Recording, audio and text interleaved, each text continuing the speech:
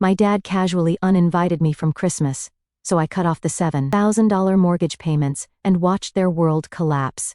So, I, a 31-year-old male, was just sitting on my beat-up leather couch last December, scrolling through Reddit on my phone while ESPN played in the background.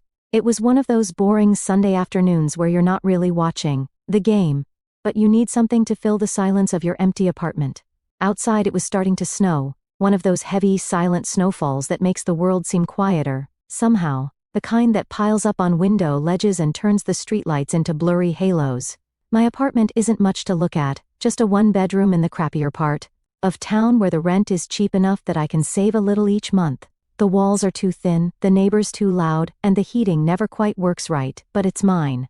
I pay for it with my construction job, not glamorous work by any means, but it pays the bills. I've been with the same company for 5 years now, working my way up from basic laborer to crew supervisor. My hands are always rough, my back always sore, but there's something satisfying about building something with your own two hands that office people will never understand. At least it pays my bills, and apparently everyone else's too. When my phone lit up with Dad's name, I almost didn't answer. The last 3 times he called, it was to borrow money for some emergency with the house. First, it was the water heater, then the property taxes, then some plumbing disaster. But family is family, right? That's what I kept telling myself anyway. That's what kept me sending money month after month, when I should have been saving for my own future. "Hey, what's up?" I answered, muting the TV. "Alex," my dad said, his voice casual as hell, like we had just talked yesterday, when, in reality, it had been 3 weeks since I'd heard from any of them. "Listen. About Christmas this year, we think it's better if you don't come." I sat up straight, nearly dropping my phone. The game on the screen continued playing, but I couldn't hear anything except the blood rushing in my ears. "What?" I managed to say, convinced I'd misheard him. He let out that annoyed sigh he's perfected over the years, the one that makes you feel like you're still 10 years old and asking too many questions about why the sky is blue. "Megan's having a rough time lately. You know how sensitive she gets. All that tension between you two. It's just easier for everyone if you sit this one out." My sister Megan, of course. The golden child. The one who could do no wrong, even when she was absolutely screwing everything up. 2 years older than me, but somehow still treated like she's made of glass. "Let me get this straight," I said slowly, trying to keep my voice steady. "You're uninviting me from Christmas, family Christmas, because Megan is having a rough time?" "Don't make this a big deal, Alex," Dad replied impatiently. I could practically see him waving his hand dismissively, the way he always did when I brought up anything that mattered to me. "It's just one day. You'll survive." That's when I felt something snap inside me, like a wire that had been stretched too tight for too long. All the resentment, all the frustration, all the times I'd bitten my tongue, for the sake of family peace, it all came rushing to the surface at once. "One day?" I repeated, my voice rising despite my efforts to control it. "And what about the $7,000 I've paid toward your mortgage this year? Does that mean nothing? Am I just good enough to pay your bills, but not good enough to sit at your table?" There was this long, awkward silence on the other end of the line. I could hear him breathing, probably trying to come up with some way to manipulate me into backing down like he always did. Finally, he cleared his throat. "That's different. You offered to help out. Don't throw that in our faces now." I stood up, pacing my small living room, the floor creaking under my feet. 3 steps one way, 3 steps back. The room suddenly felt too small, too confining, like the walls were closing in. "I've been paying your mortgage for 2 damn years, $7,000 just this year alone, ever since Megan's stupid tech startup crashed and burned. And you guys bailed her out instead of making her face consequences like an actual adult. But sure, I offered to do it. We appreciate it, Alex," he said in that condescending tone that made me want to punch a wall. The same tone he used when I told him I was going to trade school instead of college. But this isn't about money. It's about family. Megan needs a stress-free environment right now. She's in a very vulnerable place. I walked to my window, watching the snow pile up on the street below. My reflection stared back at me, tired eyes, 3-day stubble, the look of a guy who's been taken advantage of for way too long. Behind me, on my coffee table, sat a stack of bills I'd been putting off paying, because I'd sent my parents their mortgage money first, like I always did. "Family," I laughed. the sound harsh even to my own ears. Funny how I'm family when you need my paycheck, but not when it's time to sit around the Christmas tree. Funny how Megan's vulnerable place matters more than the fact that I've been breaking my back to keep a roof over all your heads. You're being dramatic, he started, but I was done being interrupted, done being dismissed, done being the family ATM. No, Dad, you made your choice. Enjoy your Megan-friendly Christmas, but don't expect another dime from me. Not tomorrow, not next month, not ever again. I hung up before he could respond, tossing my phone onto the couch like it was burning my hand. My heart was pounding, hands shaking with a mix of rage and something else, maybe relief. For once, I'd stood up for myself instead of just taking it. I grabbed my laptop from the side table and sat back down, opening up my banking app. It was time to make a decision that would change everything. Let me tell you about my perfect witch of a sister, Megan, a 29-year-old female. I need you to understand what I've been dealing with all these years: honor roll student, college volleyball star, homecoming queen, mom's precious angel, and dad's brilliant girl. The kind of sister who borrowed your stuff without asking, and then acted like you were the a-hole when you wanted it back. The kind who got a car for her 16th birthday while I got a watch for mine. The kind who never had to work a summer job because she needed to focus on her studies, while I was mowing lawns since I was 14. Our childhood bedroom doors tell the whole story. Hers was plastered with ribbons, medals, and trophies. Mine had exactly one participation award from Little League that Dad called a good start with that disappointed look in his eye. 2 years ago, she quit her steady marketing job to launch this revolutionary fitness app called Fit Focus or some crap like that. Swore up and down it would make millions. Mom and Dad ate it up like it was gospel truth. She's so entrepreneurial, Mom would gush during our rare phone calls. That's my girl, taking risks. Dad would beam at family dinners I still got invited to back then. They didn't just give her emotional support. No, they went all in, remortgaged their house they'd almost paid off to give her $80,000 in startup money. Didn't even hesitate. Now, when I wanted to go to trade school instead of college, that's short-sighted, Alex. You're wasting your potential. When I needed $2,000 for my certification courses, we're not made of money. But Megan's half-baked app idea? Here's our life savings and the deed to our house. The app launched, crashed, burned. The whole thing collapsed within 3 months. Server issues, design flaws, zero marketing plan. Turns out, my sister's brilliant vision was just an Instagram filter and a calorie counter packaged in a shitty interface that kept crashing. She hadn't even bothered to test it properly before launch. Why would she? Nothing had ever been hard for her before. Mom and Dad were suddenly on the hook for a massive mortgage they couldn't afford on Dad's postal worker salary and Mom's part-time reception gig. They were going to lose the house I grew up in, the house where, despite everything, I still had some good memories. And guess who stepped up? Me, Alex, the disappointment, the one who wasted his potential on construction work, the one who wasn't living up to the family name by getting my hands dirty for a living. I started covering their mortgage payments, $583 a month, $7,000 this year alone. Money that came straight out of my account while Megan was posting pics of her healing retreats and her new MacBook Pro that she apparently needed for her job search. I never complained, just gritted my teeth and sent the money every month, picked up extra shifts, worked weekends, skipped vacations, drove my 10-year-old car with 170,000 miles on it, and prayed it wouldn't break down. Lived in my crappy apartment with the noisy neighbors and the temperamental heating because it was all I could afford while supporting 2 households. All while Megan lived rent-free in their basement, raiding their fridge, using their Netflix, and talking about her next big idea that was definitely going to work out this time, guys, for real. You know what the worst part was? She never once said thank you. Never acknowledged that her failure had consequences that I was bearing the brunt of. At Thanksgiving, which I was still invited to back then, she had the nerve to ask me why I didn't get a real job with my full potential so I could afford a better car. I nearly choked on my turkey.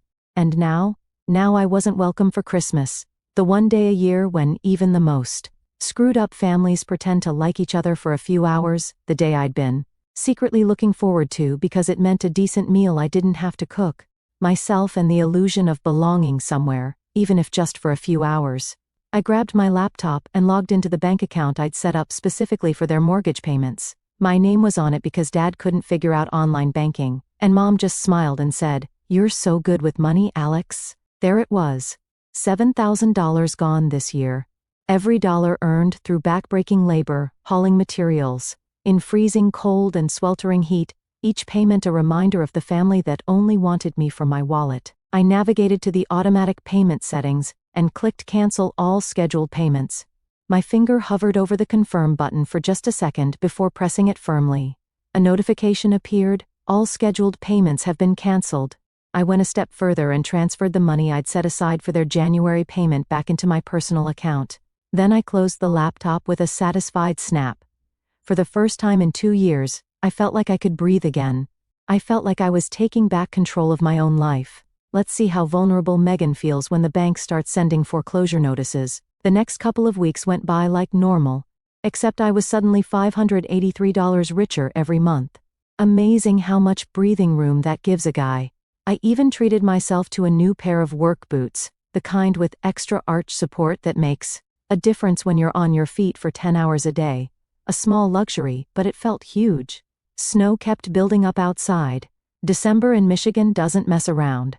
The temperatures dropped to the teens, and the wind chill made it feel like negative numbers. I kept showing up to work sites, swinging hammers, running saws, coming home with sawdust in my boots and concrete dust in my lungs. The cold made everything harder. Materials didn't want to cooperate, equipment took longer to warm up, and my fingers were constantly numb despite the heavy gloves. But you know what? I didn't mind it so much anymore because every dollar I earned was finally staying with me. No calls from the family yet, just the steady rhythm of my own life for once. Friday night, I met up with my buddy Chris at the pizza place near his apartment. We've been friends since we were dumb kids stealing cigarettes behind the high school gym. He's a plumber now. Makes decent money when people's pipes burst in the winter, which, in Michigan, is pretty much a guaranteed income stream from December through March. The place was packed with the Friday crowd. Couples on dates, families with noisy kids, groups of friends starting their weekend. Classic rock played over the speakers, the smell of pepperoni and cheese. In the air, the constant chatter of people actually enjoying themselves. Chris slid a soda across the table to me, eyeing me suspiciously. "You look different," he said. "Less, I don't know, hunched over? Like you're not carrying a piano on your back anymore." I took a long sip and let it all out. Dad's call, Megan's drama, being uninvited. From Christmas after covering their mortgage for 2 years straight. Chris's jaw literally dropped, a half-eaten slice of pizza frozen halfway to his mouth. "You're screwing me. They actually uninvited you after you've been paying their damn mortgage?" I nodded, grabbing a slice from the pie between us. "Yup. So I canceled all the payments. They don't know yet." He threw his head back and laughed so loud the table next to us looked over. "Holy crap, man, that's cold as ice. When will they find out?" End of the month, when the payment doesn't go through. Right after Christmas, I couldn't help the grin spreading across my face. First, they get their perfect family Christmas without me. Then they get the bank calling about their missed payment. Chris raised his glass. To not being a doormat anymore, we clinked cups. For the first time in years, I felt like I had control over my own life. "You know they're going to freak out, right?" Chris said, wiping pizza grease from his beard. "Like, nuclear meltdown level freakout." I shrugged. "Let them. I'm done caring." "Good for you, man," he nodded. "About damn time. I've been watching you kill yourself for them for 2 years while they treat you like garbage. Should have cut them off a long time ago." He was right, of course. I should have, but there's something about family, some stupid, ingrained loyalty that makes you keep trying long after it's clear you're the only one putting in any effort. The days ticked by. I bought myself a new TV for Christmas, 55 inches, smart, the works. Why not? It was my money. I even grabbed one of those fake trees from Walmart and set it up in the corner of my living room, put a couple of wrapped presents under it, just stuff I'd bought for myself, but it made the place look festive. If I wasn't going to their Christmas, I'd make my own. Meanwhile, none of them had called. Not Mom to check if I was okay. Not Dad to apologize, definitely. Not Megan to thank me for the 2 years I'd kept a roof over her ungrateful head. Just silence. And for once, that silence felt good. I went to the grocery store and splurged on ingredients for a decent Christmas dinner. Not the dried-out turkey and lumpy mashed potatoes Mom always made, but a nice steak, some roasted potatoes, fresh green beans, the kind of meal I never bothered to make just for myself because it seemed like too much effort. As I was loading my cart, I ran into Mrs. Peterson, our old neighbor from when I was growing up. She looked surprised to see me. "Alex, how are you, dear? Getting ready for Christmas with your parents? I just saw your mother yesterday at the store. She was buying so much food as usual. That woman always cooks enough for an army." I forced a smile. "Actually, I'm not going this year, just having a quiet one at my place." Her face fell. "Oh, I'm sorry to hear that. Is everything okay?" "Everything's fine," I lied, "just a change of plans this year." As I walked away, I pictured them setting up their usual Christmas decorations. Mom hanging the stockings, one for each of them, none for me this year. Dad struggling with the tree lights while Megan lounged on the couch, probably scrolling through Instagram instead of helping. I added a carton of ice cream to my cart and smiled. They had no idea what was coming. The first message came 3 days before Christmas. I was at Home Depot, grabbing supplies for a side job I picked up to fill the dead week between Christmas and New Year's, when my phone buzzed. A text from Mom. "Alex, honey, the bank called about the mortgage payment. They said it didn't go through. Is everything okay with the account?" I slipped the phone back in my pocket without answering. Let them sweat. 2 hours later, Dad called. I sent it straight to voicemail. His message was less pleasant. "Alex, what's going on with the mortgage payment? Call me back right away." I didn't. Then came Megan's text. Always the last to realize there was a problem, but the first to make demands. "Alex, Mom and Dad are freaking out about the mortgage. Fix it now." I was sitting on my new couch, watching my new TV, eating pizza I'd ordered as a treat, when I finally decided to respond. Not to her though, to Mom. "Sorry, can't help with the mortgage anymore. Tight budget. Christmas is expensive. You understand." Short, direct, the kind of casual dismissal they'd given me.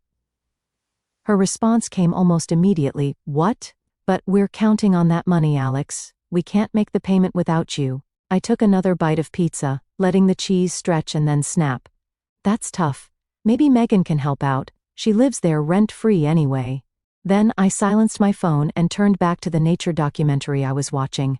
Something about penguins, fascinating stuff. The next morning, I had 8 missed calls, 3 voicemails from Dad, each one angrier than the last. The final one was a proper explosion. "Alex, you can't just stop paying with no warning. The bank says we're already late. Call me back now." Megan had sent a series of increasingly hysterical texts. "WTF, Alex, answer your phone. You're ruining everything on purpose. Mom is crying because of you. Good. Let her cry. Let them all feel what it's like to be the ones nobody gives a damn about." I texted Mom once more. "Sorry, already spent the money on Christmas gifts for myself. Good luck with the payment." Then I blocked all 3 of them. Christmas was 2 days away, and for the first time I was looking forward to spending it alone. That afternoon, I ran into my neighbor Jim in the parking lot. He's a decent guy, works nights as a security guard, always brings in my packages if they're sitting outside my door. "Hey man, you're looking cheerful," he said, as he helped me carry my new TV box from the car. "Hot date for Christmas?" I laughed. "Nah, just treating myself this year. Family-free holiday." "Lucky you," he grunted, maneuvering the box through my narrow doorway. "I've got the in-laws coming. 3 days of my father-in-law telling me I mounted the TV wrong and my mother-in-law rearranging my kitchen cabinets. We got the TV inside, and I gave him a couple of sodas from my fridge as thanks." As he was leaving, he turned back. "Hey, if you're on your own for Christmas, why don't you come over for dinner? Shannon always makes too much food anyway. No pressure, just if you want to." I was surprised by the offer. It was the first genuine invitation I'd had in a long time. "Thanks, man, I'll think about it." And I did think about it.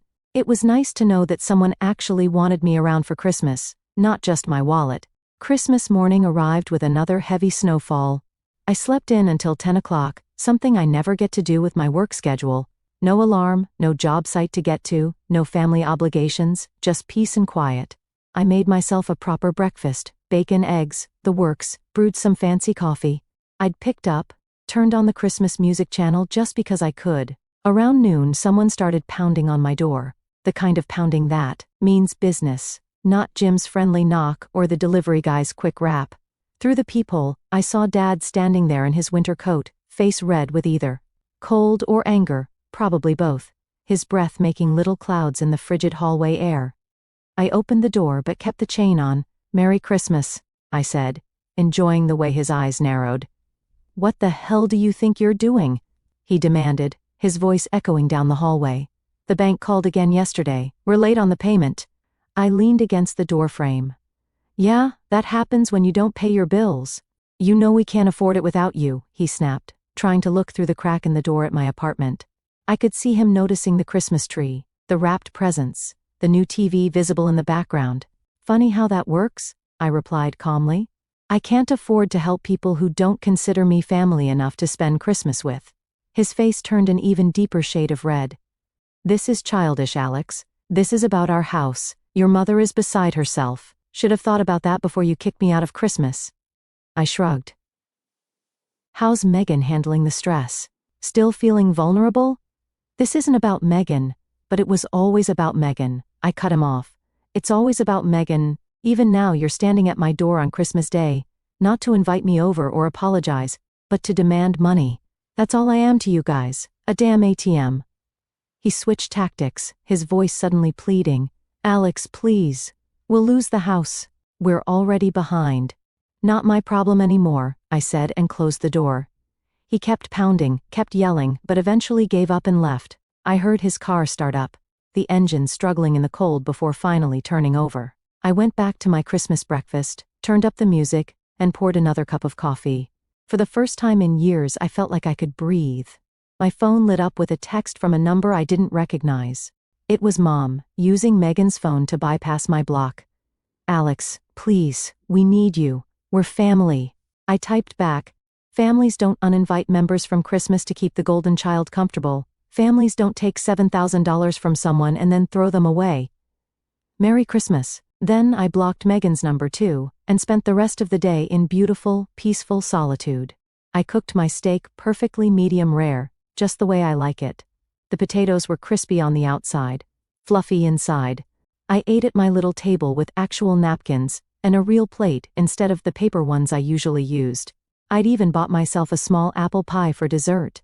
After dinner, I opened the presents I'd wrapped for myself, new headphones, a couple of video games I'd been wanting, a nice watch to replace the cheap one that had finally died after 5 years.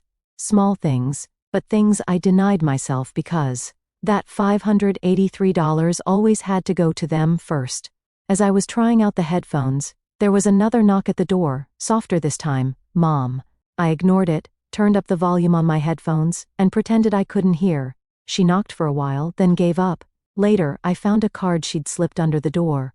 Inside was the usual generic Christmas message, signed Love, Mom and Dad, not even written specifically to me, just a store-bought card they probably had extras of. No mention of being sorry for uninviting me, no acknowledgement of all I'd done for them, just a card that could have been given to anyone.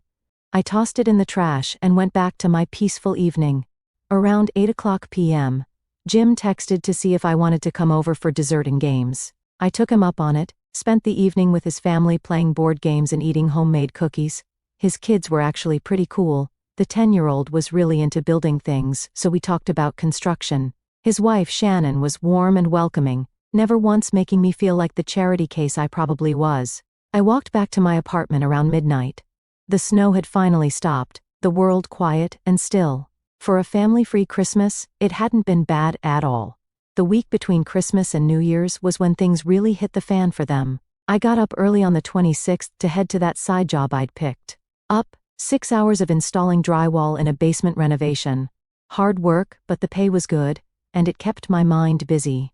When I got home, sweaty and covered in drywall dust despite the mask I'd worn, Chris was waiting in his truck in the parking lot. "Dude," he said as I walked up, "you've got to hear this. My cousin Tommy lives down the street from your parents, remember?" I nodded, unlocking my door and gesturing for him to come in. "They're in full panic mode," he continued, following me inside and dropping onto my couch. "Your dad's going around to everyone in the family asking for loans. Your mom was crying at your aunt's house yesterday, and apparently Megan's throwing absolute fits." I opened my fridge and grabbed 2 sodas, tossing one to Chris. "How bad is it?" "Bad," Chris grinned. "They missed the payment completely. Bank sent some kind of notice, and get this, your dad had to cancel the cable and internet to try to scrape together some cash. That meant Megan couldn't even binge Netflix in the basement anymore. The thought made me smile. Your cousin say anything else? I asked, sinking into my new recliner, another Christmas present to myself. Chris took a long swig of his soda.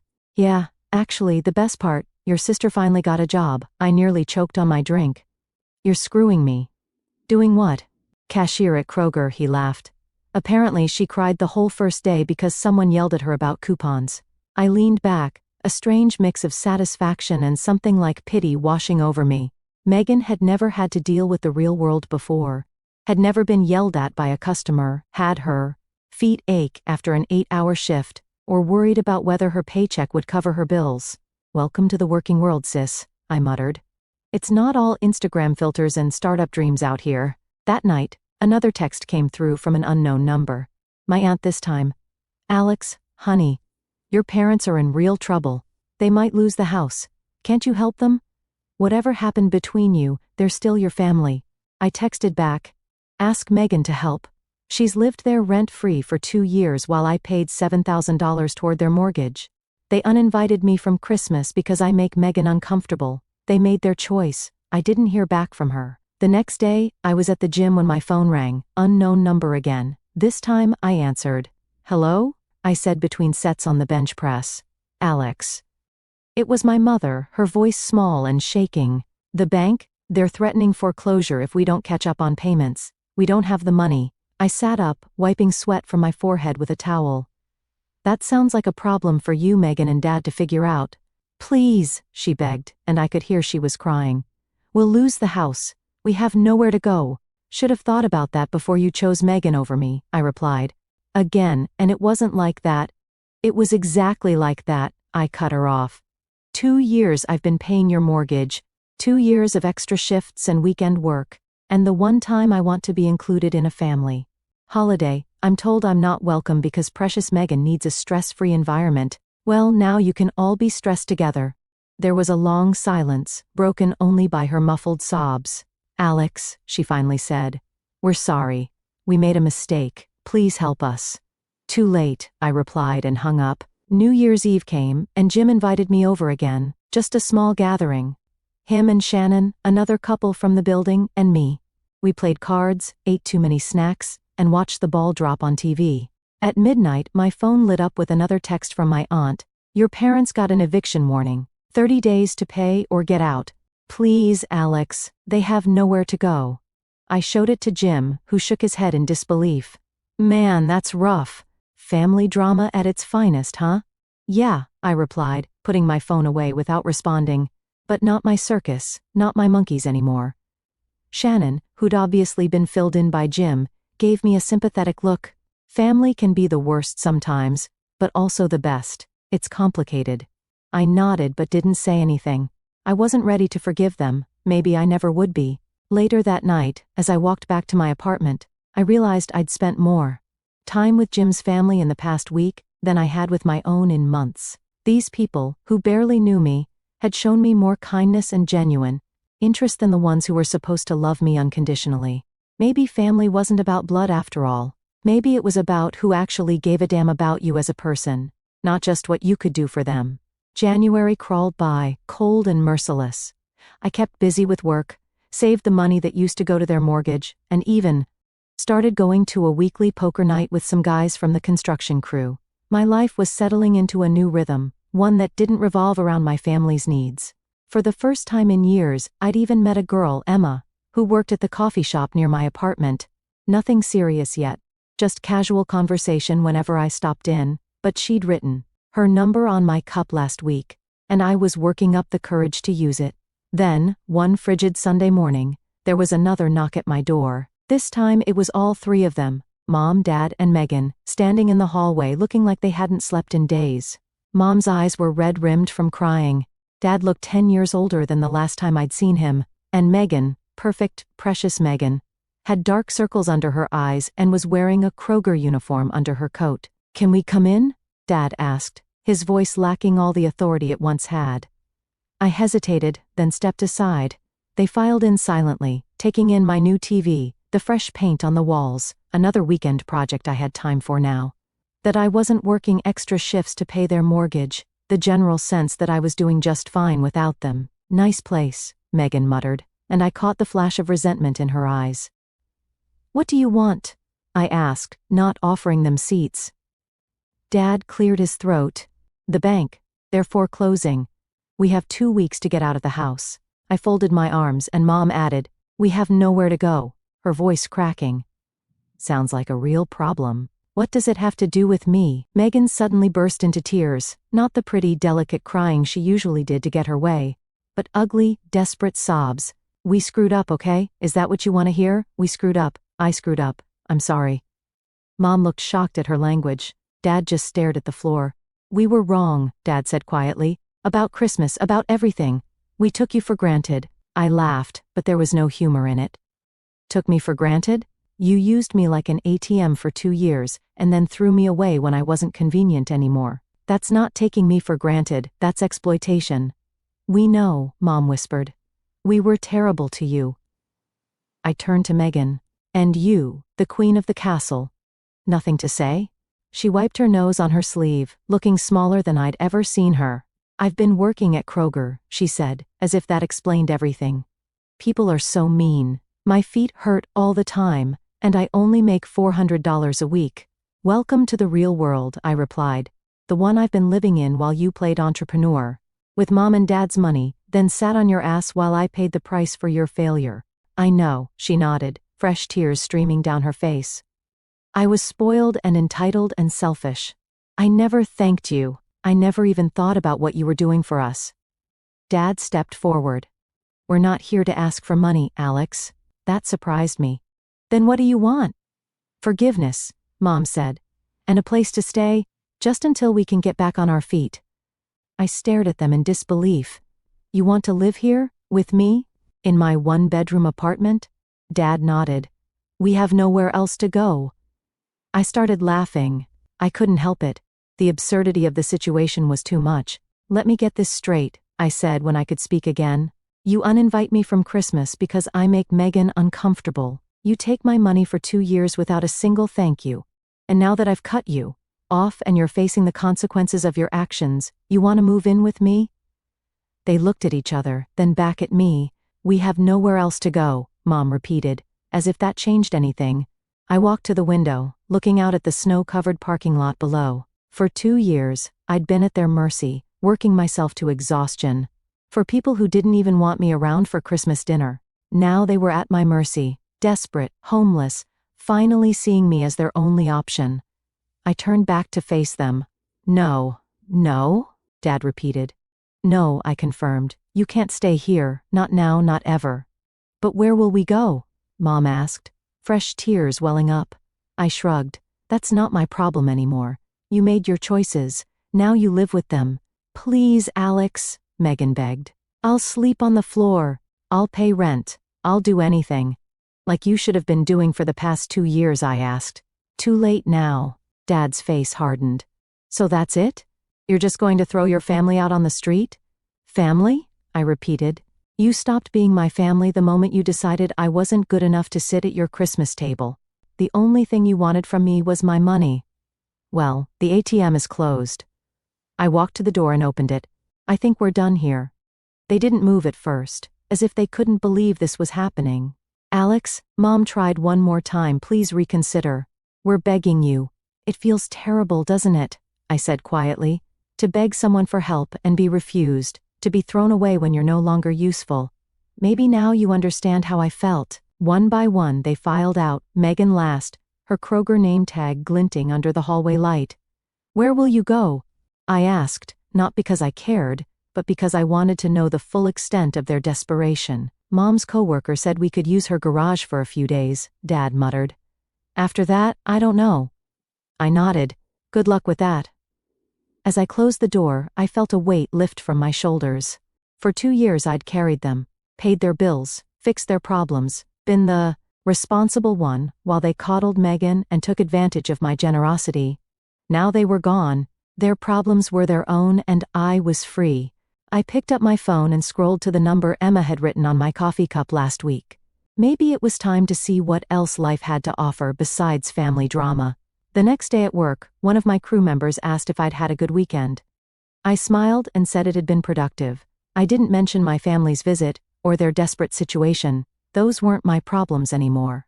For the first time in years, I was living for myself. They could lose everything. I'd already found my peace.